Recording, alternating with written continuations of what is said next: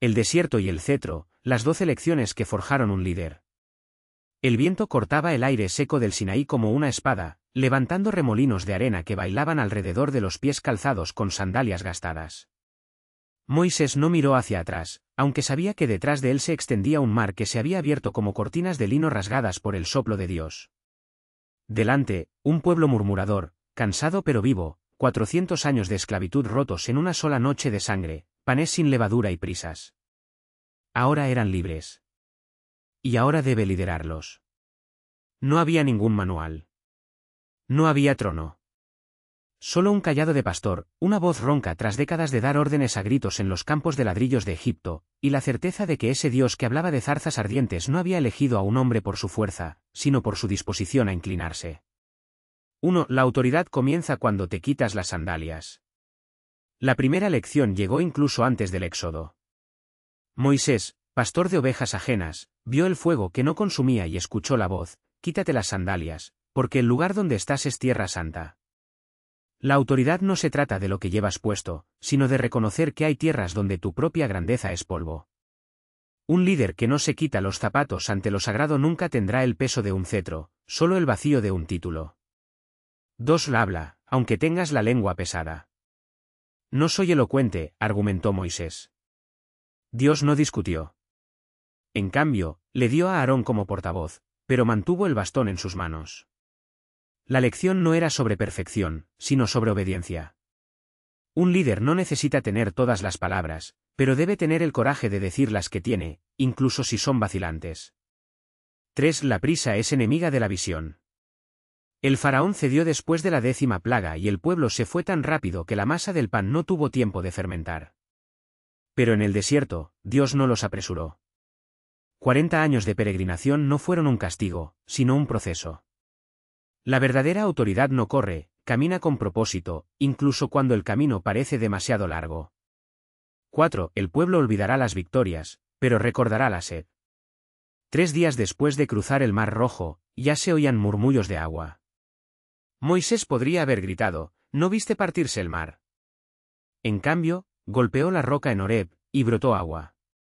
Un líder gobierna no basándose en lo que ya ha hecho, sino en lo que aún queda por hacer hoy. 5. La ley no es para controlar, sino para liberar. En el Sinaí, mientras el pueblo temblaba al pie de la montaña, Moisés subió a recibir tablas de piedra. No eran cadenas, sino límites que protegían la libertad.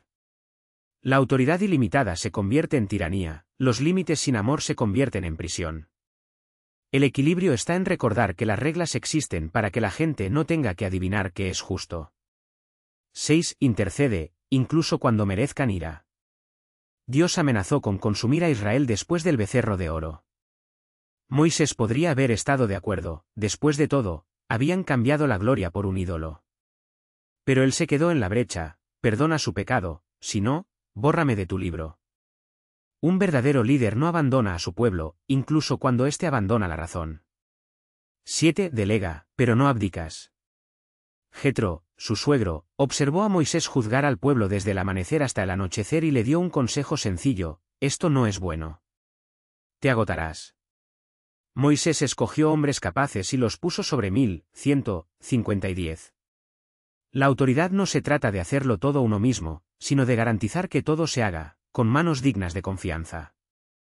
8. La humildad es la armadura contra la rebelión.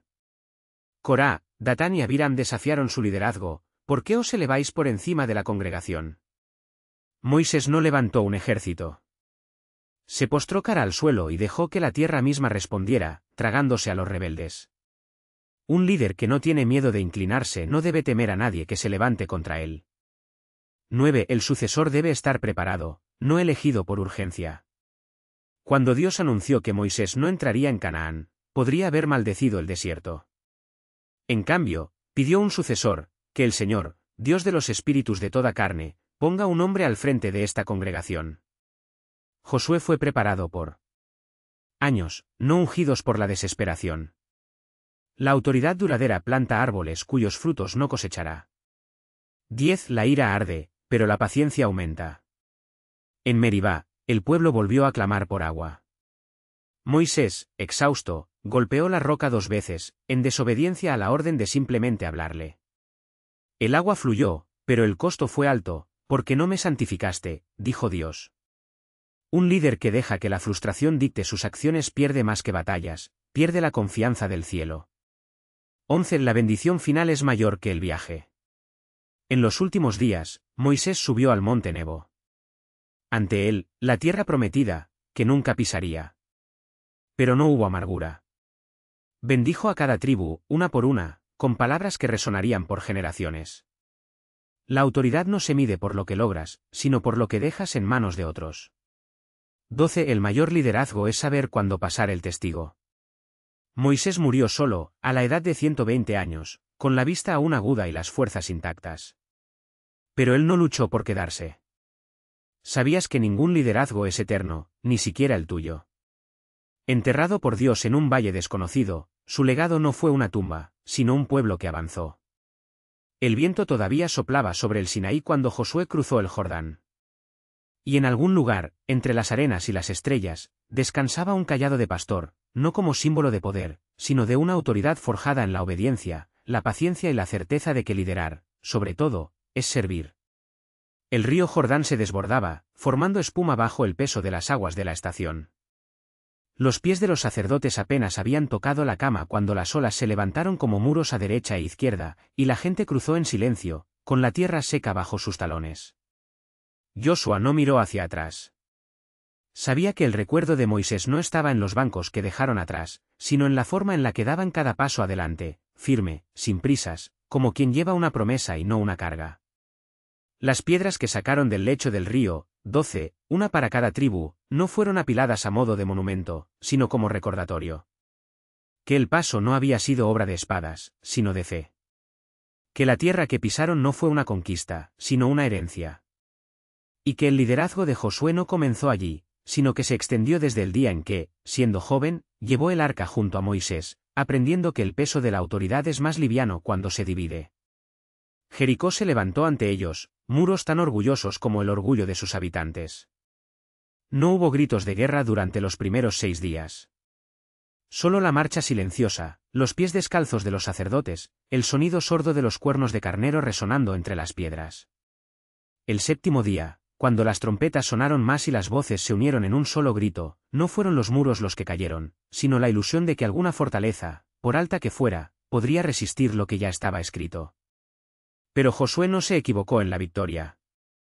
Sabía que la tierra prometida no era un premio, sino una prueba.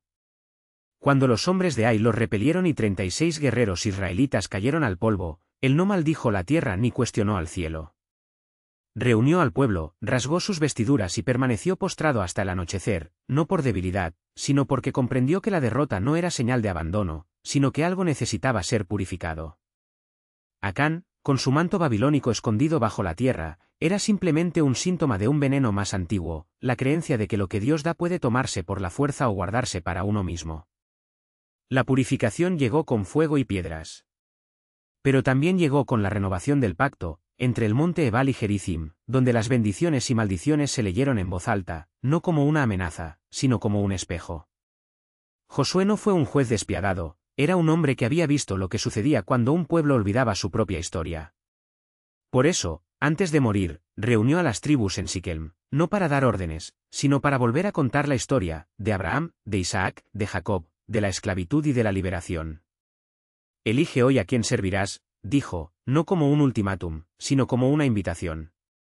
¿Y qué? Cuando el pueblo respondió, al Señor nuestro Dios serviremos, no fue un juramento vacío, sino el reconocimiento de que la verdadera libertad no está en la ausencia de un amo, sino en la elección de servir al único que no esclaviza. Su cuerpo fue sepultado en Timateres, en el monte de Efraín, al norte del monte Gaas.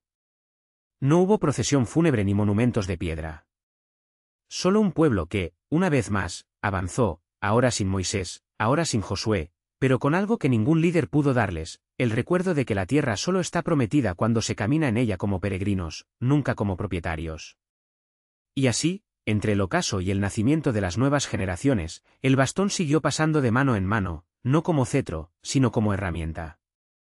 Porque el verdadero liderazgo no se hereda, se aprende a dejarlo ir. Los años que siguieron fueron como el viento sobre las colinas, invisibles, pero dando forma a la tierra. Los hijos de los que habían cruzado el Jordán ya no recordaban el sabor del maná ni el peso de las cadenas de Egipto. Sus historias, sin embargo, persistieron, no como reliquias en santuarios, sino como cenizas calientes bajo las brasas, listas para encenderse cuando las soplara el aliento adecuado.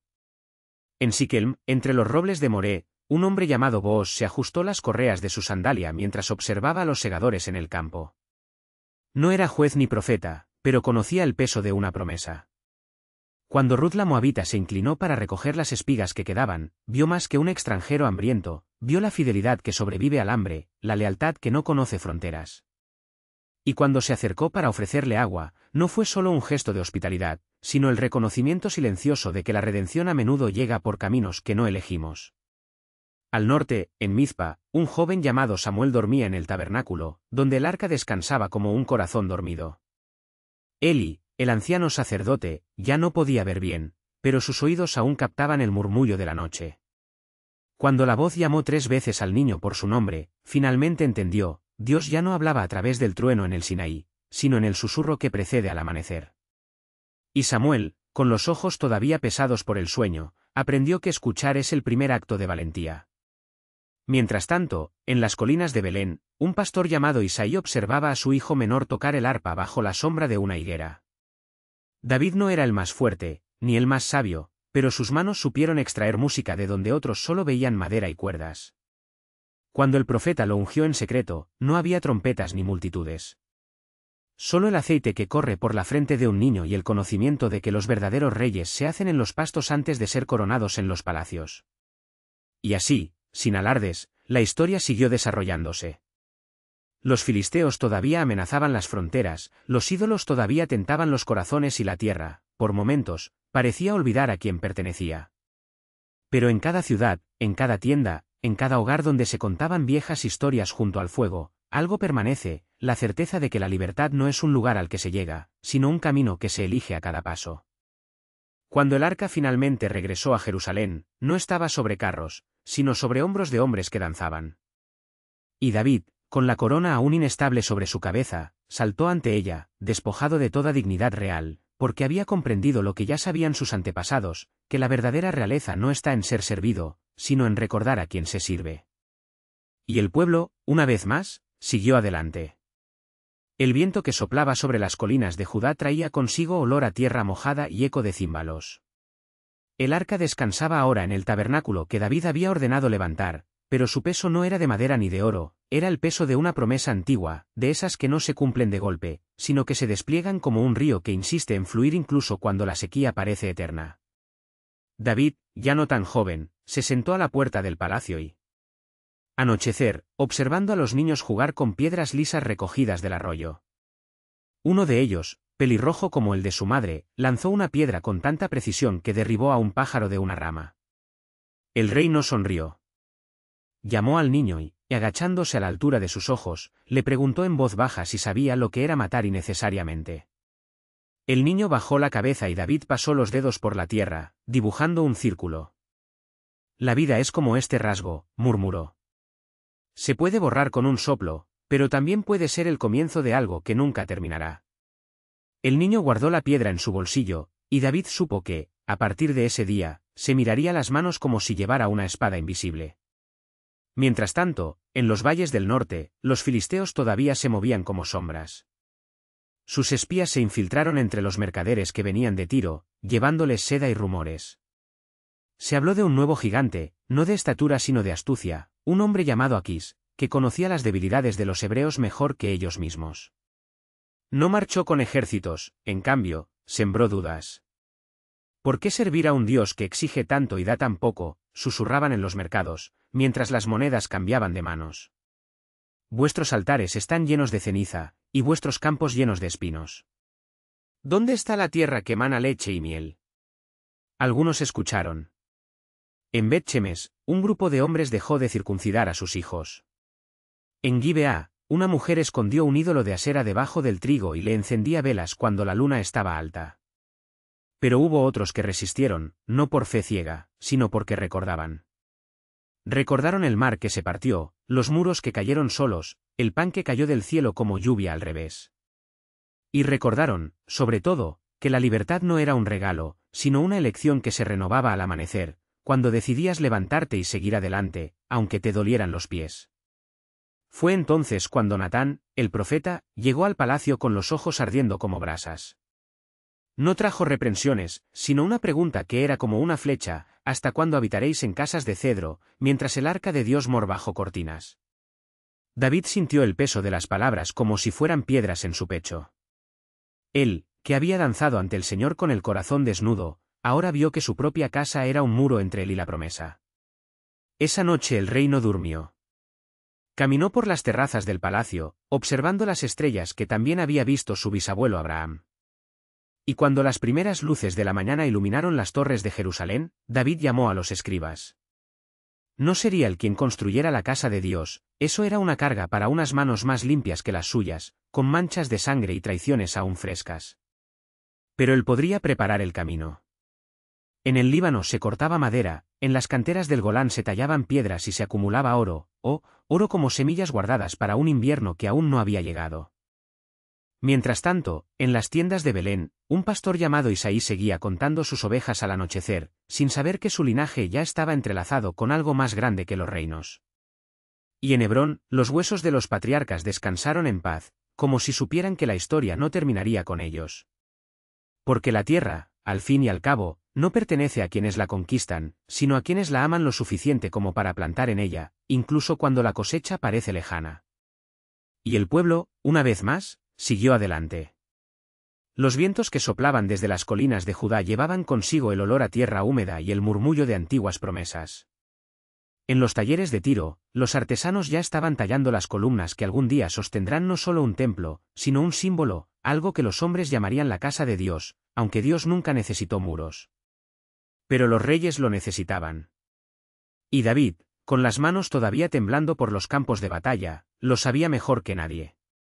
No pudo construir el templo.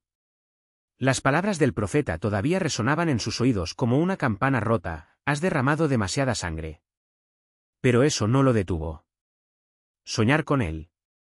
Por las noches, entre los suspiros de Betsabé y los gritos ahogados de su hijo perdido, dibujaba planos en rollos de papiro de lo que sería el hogar del Señor. Los pasillos, los patios, el lugar más sagrado, todo meticuloso, como si la precisión pudiera redimir lo que sus espadas no podían. Mientras tanto, en las colinas, un niño de cabello rojo y ojos tan claros como la miel del desierto pastoreaba el rebaño de su padre. Su nombre era David, como el rey, pero nadie lo llamaba así. Para sus hermanos, él era solo el más joven, el que cantaba salmos mientras las ovejas dormían, el que regresaba con historias de osos y leones que nadie creía. Su onda descansaba sobre una rama seca y las piedras lisas que recogía brillaban en su bolsillo como secretos. En Gibeá, Saúl todavía deambulaba por las ruinas de su propio reino, hablando solo, atormentado por un Dios que lo había abandonado.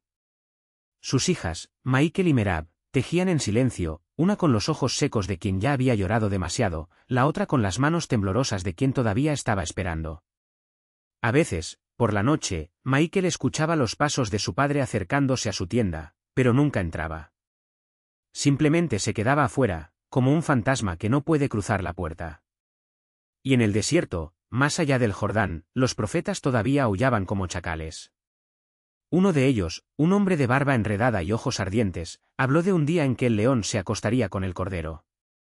Los comerciantes que pasaban reían y arrojaban monedas a sus pies, como si la locura fuera un espectáculo.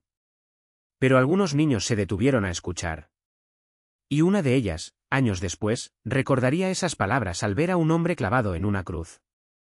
Porque la tierra, aunque parezca dormida, siempre está gestando algo. Las semillas que David había plantado, oro, piedra, madera, no eran para él. Eran para el niño no nacido, el hijo de Betsabé, el hijo de la promesa arrebatado del pecado. Salomón. Un nombre que sonaba a paz, aunque la paz era lo último que ese reino conocería. Y así, mientras los hombres planeaban templos y guerras, la tierra seguía girando, indiferente y fiel. Las ovejas de Jesé pastaban, los profetas deliraban, y en algún lugar, una estrella aún no encendida esperaba su momento para brillar. El viento que soplaba sobre Jerusalén llevaba consigo el eco de las palabras del loco, el que, años antes, arrojaba piedras a la nada y gritaba acerca de un rey que vendría sin espada. Los niños que escuchaban, ya adultos, ya no recordaban bien su rostro, pero tenían la extraña certeza de que algo se avecinaba. Como la semilla que resquebraja la piedra sin prisa, como el río que rompe gota a gota la montaña. Salomón, el hijo de la promesa, construyó su templo con oro y cedro, pero ni siquiera sus 1000 mujeres pudieron llenar el vacío que había heredado, la sombra de un Dios que no habitaba en casas hechas por manos humanas.